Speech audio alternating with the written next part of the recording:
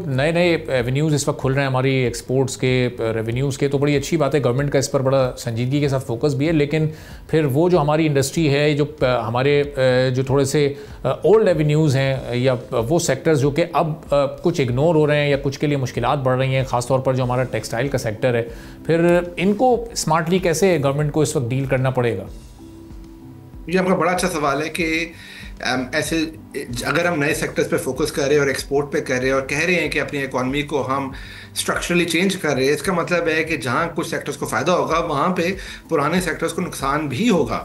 اور اب نقصان کا مطلب کیا ہے؟ ایک تو جو میں اسمارٹ بزنس مین ہیں وہ خود بخود اپنے آپ کو، اپنے بزنس کو چینج کر کے ان ایریاز میں انویسٹ کریں گے جہاں پہ گروتھ آ رہی ہے، مگر اس پہ جاب کریشن جو لوگ کام کرتے ہیں ان سیکٹرز میں ان کو بھی افیکٹ ہوگا. تو گورنمنٹ کے لیے ضروری ہے میرے خیال میں کہ وہ ایک تو ڈائریکٹڈ کیمپینز کرے to help people working in those sectors جن کی جاب جاتی ہے، تو ان کو ٹریننگ مل سکے، ان کو اگر ان کو کوئی انکم سپورٹ کی ضرورت ہے وہ مل سکے، تاکہ وہ ٹرانزیشن کر سکے پرانے سیکٹر سے نئے سیکٹرز کی طرف.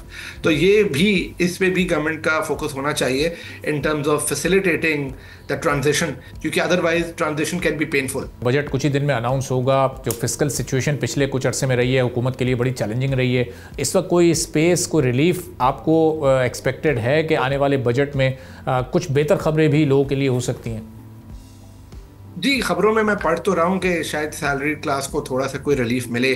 گورنمنٹ جو ہے بار بار یہی ریکگنائز بھی کرتی ہے، بار بار ریپیٹ بھی کرتی ہے کہ وہ یہ اس بات کا ان کو احساس ہے کہ سیلری طبقے پہ بہت زیادہ برڈن ہے، اور اس برڈن کو شیئر کرنے کا ایک ہی طریقہ ہے کہ اور سیکٹرز پہ ٹیکس لگائے جائے جہاں پہ ٹیکس نہیں کبھی کلیکٹ ہوا.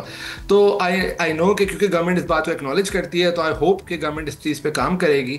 ایک امپورٹنٹ پہلو آپ نے جو اپنے کامنٹ میں ذکر بھی کیا تھا کہ ہم اب اکنامک گروتھ کی بات کر رہے ہیں، ہم 2.7 سے اب 4.2 کی طرف بات کر رہے ہیں. تو آپ کے پروگرام میں ہم پچھلے کئی مہینے سے یہی بات، آپ کا سوال آتا تھا کہ گروتھ کب آئے گی.